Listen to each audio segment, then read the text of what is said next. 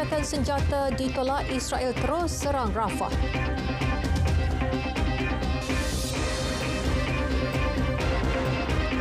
Assalamualaikum dan salam Malaysia Madani.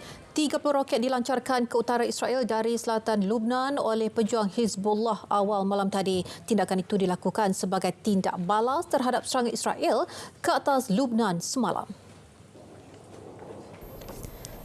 Serangan di sempadan Israel-Lubnan berlaku hampir setiap hari sejak perang Israel-Palestin bermula 7 Oktober lalu. Israel melancarkan serangan udara menyasarkan markah Hizbullah dan pos tentera di Qiyam dan Far Hamam. Tentera Israel mengancam untuk melancarkan serangan besar-besaran ke arah Lubnan termasuk di bandar Tyre, Sidon, Beirut dan lembah Bikaa. Israel sudah berulang kali mengebom perkampungan di sempadan Lubnan mengorbankan 227 mangsa, kebanyakannya pejuang Hizbullah dan 27 orang awam. Serangan rejim Zionis mencetuskan kebimbangan berulangnya perang besar pada tahun 2006 antara Israel dan Hizbullah. Pertempuran yang berlanjutan ini meningkatkan ketegangan di Asia Barat. Semalam, tentera Israel melancarkan serangan drone terhadap perkampungan Qiyam di selatan Lubnan. Serangan drone Israel ke atas selatan Lubnan mencederakan seorang komander Hizbullah. Rejim Zionis turut menyerang beberapa kawasan lain berhampiran sempadan termasuk stesen pam air di dataran Wazani. Israel terus melakukan serangan ke atas Gaza dan terbaru serangan ke atas bandar Rafah di sempadan selatan Gaza, dan hari ini serangan udara tentera Zionis menyebabkan lebih 100 orang terbunuh termasuk 8 di Rafah. Rafah, bandar terakhir di semenanjung Gaza di mana tentera Israel belum berjaya memasukinya. Lebih sejuta penduduk Palestin hilang tempat tinggal dan kini mencari perlindungan di Rafah. Rafah juga merupakan pintu masuk untuk misi bantuan kemanusiaan. Jurucakap Jabatan Negara Amerika Syarikat berkata Washington tidak menyokong operasi tentera Israel di Rafah. Bulan Sabit Merah Palestin menyatakan 3 kanak-kanak maut dalam serangan ke atas Rafah. Ketua PBB Antonio Guterres menyatakan kebimbangan terhadap serangan berterusan rejim Yahudi di Gaza yang telah melampaui batas. Pengeboman selama berbulan-bulan telah menimbulkan krisis kemanusiaan yang semakin teruk terutama di selatan Gaza. Mesir yang menjadi tuan rumah rundingan diharap mencapai gencatan senjata di Gaza dan pertukaran tahanan tebusan. Serangan udara dan operasi darat rejim Zionis Yahudi telah mengorbankan sekurang-kurangnya 27,840 orang, kebanyakannya wanita dan kanak-kanak. Dalam pada itu, ratusan ribu pelarian Palestin di utara dan tengah Gaza kini diancam kebeluran akibat kekurangan makanan. Agensi Bantuan PBB bagi Pelarian Palestin menyatakan kali terakhir agensi itu dibenarkan menghantar bekalan adalah lebih 2 minggu lalu, iaitu pada 23 Januari lalu. Agensi bantuan lain yang menyertai misi kemanusiaan juga disekat menghantar bantuan ke wilayah Palestin akibat serangan berterusan tentera Israel sejak 7 Oktober lalu. Lebih separuh daripada anggaran 2.4 juta penduduk Gaza kini berada di bandar Rafah. Sekurang-kurangnya 300,000 orang yang tinggal di kawasan itu bergantung kepada bantuan untuk kelangsungan hidup. Selain tidak mempunyai sumber bekalan yang mencukupi, pasukan bantuan tidak dapat menjalankan operasi kerana diserang oleh tentera Israel. Pengarah Hal Ehwal Pelarian PBB di Gaza, Thomas White berkata, terdapat kebimbangan mengenai serangan yang berlaku di Rafah, iaitu tempat agensi itu menjalankan operasi. Sementara itu, Amerika Syarikat melancarkan serangan terhadap 4 kapal milik kumpulan Houthi Yaman dan memusnahkan 7 peluru berpandu yang akan dilancarkan terhadap kapal dagang di Laut Merah. Houthi yang bersekutu dengan Iran melancarkan serangan drone serta peluru berpandu ke atas kapal komersial di Laut Merah dan Teluk Aden sejak beberapa minggu kebelakangan ini. Serangan itu disifatkan sebagai tindak balas terhadap operasi ketenteraan Israel di Gaza bagi menunjukkan solidariti terhadap rakyat Palestin. Amerika dan Britain melancarkan serangan ke atas sasaran Houthi di Yaman kerana mengganggu operasi kapal dagang antarabangsa. Serangan Houthi ke atas kapal di sekitar perairan Laut Merah memperlahankan perdagangan antara Asia dan Eropah sekaligus menimbulkan kebimbangan mengenai kekurangan bekalan. Ia juga menimbulkan kegusaran bahawa perang di Gaza akan menjadi konflik serantau serta merebak ke seluruh Asia Barat. Israel kini sudah menggerakkan operasi memusnahkan semua bangunan di sempadan kawasan Gaza untuk mewujudkan zon penampan. Namun PBB menyatakan ia jelas merupakan jenayah perang.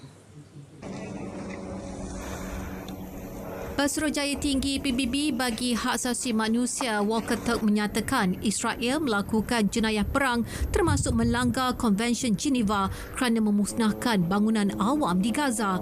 Beliau menekankan kepada pihak berkuasa Israel bahawa perkara 53 Konvensyen Geneva keempat melarang tentera memusnahkan harta benda milik persendirian. Objektif mewujudkan zon penampan untuk tujuan keselamatan awam juga tidak berkait operasi ketenteraan yang digariskan dalam Undang-Undang Kemanusiaan Antarabangsa. Pemusnahan harta benda juga dilihat tidak mempunyai justifikasi keperluan ketenteraan yang menyalahi undang-undang. Sementara itu, di Riyadh, Menteri Luar Mesir, Qatar, Emirat Arab Bersatu dan Jordan mengulangi gesaan untuk mencapai gencatan senjata segera dan sepenuhnya. Media Arab Saudi melaporkan ia sebagai langkah ke arah pengiktirafan negara Palestin yang merdeka. Namun Netanyahu menolak tawaran terbaru Hamas berhubung gencatan senjata dan pengembalian tebusan Israel yang ditahan di semenanjung Gaza. Hamas mencadangkan gencatan senjata selama 4,5 bulan di mana semua tebusan akan dibebaskan dan Israel perlu mengundurkan tenteranya dari Gaza. Calon bebas dukungan bekas Perdana Menteri Imran Khan berjaya memenangi paling banyak kerusi pada pilihan raya Pakistan. Keputusan rasmi pilihan raya lambat dikeluarkan susulan tragedi letupan bom yang berlaku Rabu lalu. Keputusan rasmi mula diumumkan pilihan raya 10 jam selepas waktu pengundian berakhir. Pilihan raya Pakistan bertukar tragedi akibat serangan militan yang meletupkan 2 bom di luar pejabat pilihan raya di barat daya negara itu. Sekurang-kurangnya 28 maut manakala puluhan lagi cedera. Menteri Penerangan Sementara bagi wilayah Balochistan, Jan Azadzai menyifatkan letupan itu sebagai tindakan mensabotaj pilihan raya. Menjelang Pilihan Raya Umum Indonesia 2024 pada 14 Februari ini, Naib Presiden Indonesia Ma'ruf Amin melawat Sekretariat Jawatankuasa Pilihan Raya Luar Negara di Konsulat Besar Indonesia di Jeddah, Arab Saudi bagi memantau persiapan menjelang pemilihan umum pemilu 2024. Dalam satu kenyataan, Ma'ruf memaklumkan bahawa Arab Saudi mencatat bilangan pengundi luar negara Indonesia yang kedua terbesar selepas Malaysia. Justeru mereka perlu mengambil bahagian dalam pilihan raya itu. Jumlah pengundi luar di Arab Saudi mencecah 54,479 orang dengan pecahan 34.4% lelaki dan 65.6% wanita. Pemilu 2024 adalah penting terutama bagi memilih Presiden dan Naib Presiden baru selepas penggal pentadbiran Presiden Joko Widodo berakhir. Sekurang-kurangnya 2 maut dan lebih 80 lagi cedera dalam pertempuran berikutan tindakan pihak berkuasa merobohkan madrasah di Uttarakhand, India.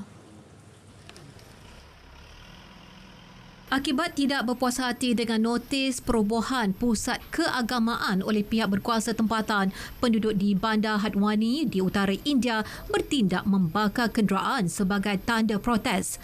Penguasa kanan polis berkata sekurang-kurangnya 2 orang terbunuh manakala 3 lain cedera parah dalam insiden tersebut. 1,100 anggota keselamatan juga telah ditempatkan di Hadwani bagi mengawal keadaan. Angka kematian akibat insiden tanah runtuh di wilayah Davao di Aro di selatan Filipina meningkat kepada 15 orang.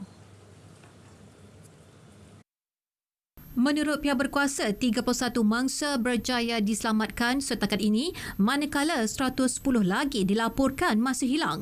Insiden tanah runtuh yang berlaku di tapak pelumbungan Bandar Mako pada Selasa lalu telah menimbus beberapa buah rumah dan 2 bas yang membawa pelumbung dari tapak itu.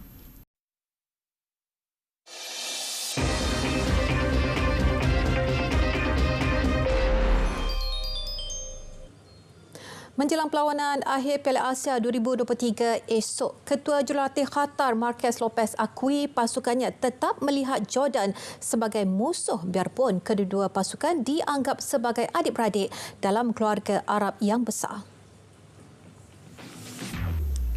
Menurut Lopez, dalam perhubungan adik-beradik harus mempunyai persaingan untuk menjadi yang terbaik tetapi tidak boleh merendahkan kemampuan satu sama lain.